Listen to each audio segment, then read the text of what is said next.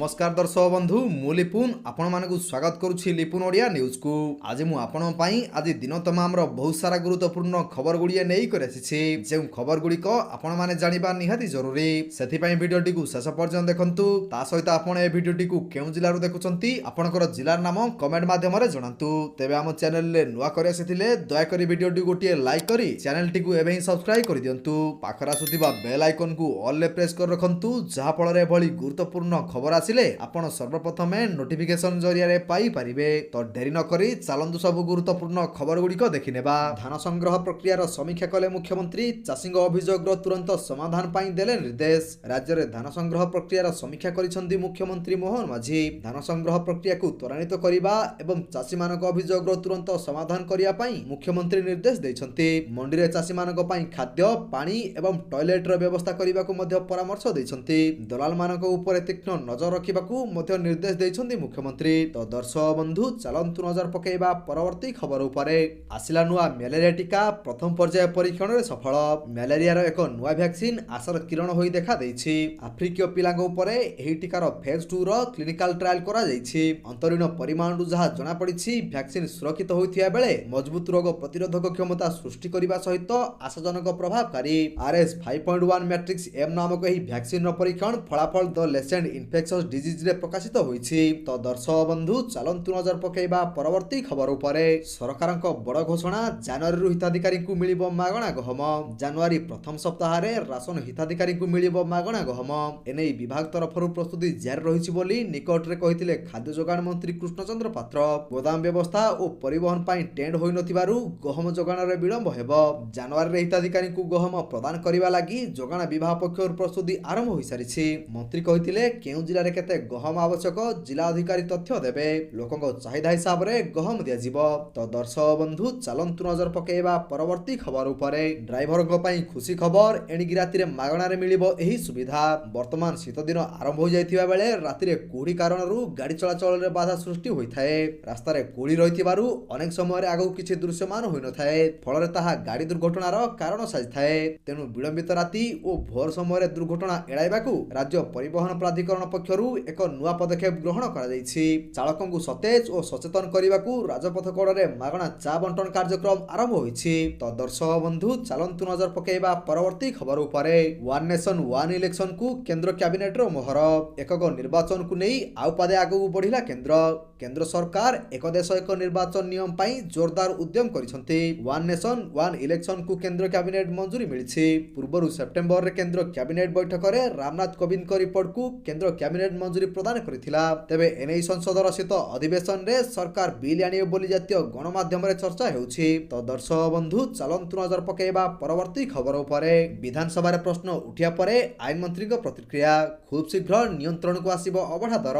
भक्त माने जेपरि कम दाम रे महाप्रसाद किनि पारिबे सेनै गंभीरतार सह चिंता करा जाउथिबा आईन मंत्री पृथ्वीराज हरिचंदन सूचना दैछंती। अबढ़ार अहेतुक दर वृद्धि को नै गतकाली विधानसभा रे प्रश्न करिथिले पुरी विधायक सुनील महांती। अबढ़ार रेड चार्ट कथा पूर्वरु श्रीमंदिर प्रशासन पक्षरु कुआ जाइथिला।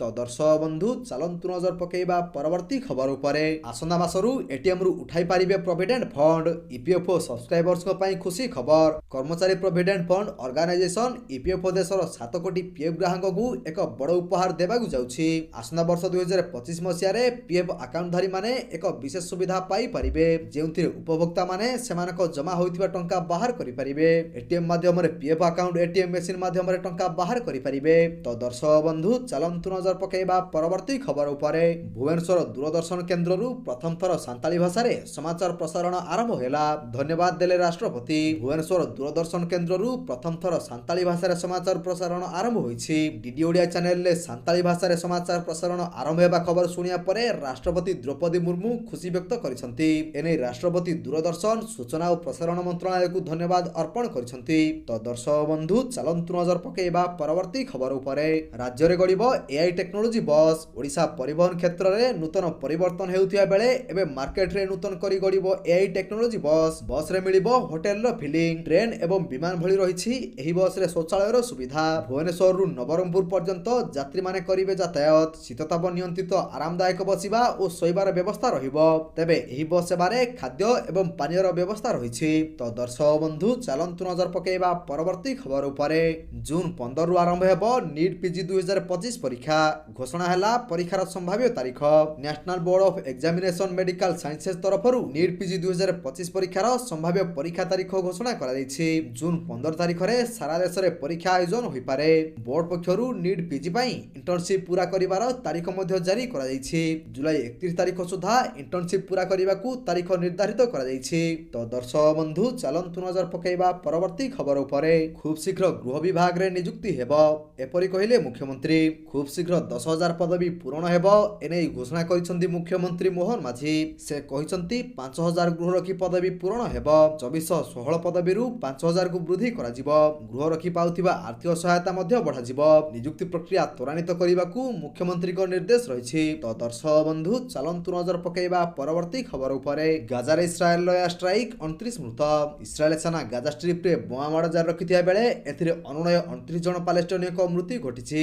ଗାଜାରେ ଉତ୍ତର ଭାଗରେ ବିସ୍ଥାପିତ ଲୋକେ ଆଶ୍ରୟ ନେଇଥିବା ଏକ ଘର ଉପରେ ବୋମାମାଡ଼ ହେବାରୁ 19 ଜଣଙ୍କ ମୃତ୍ୟୁ ଘଟିଥିବା ସେଠାରେ ଜଣେ ମେଡିକାଲ ଅଫିସର କହିଛନ୍ତି।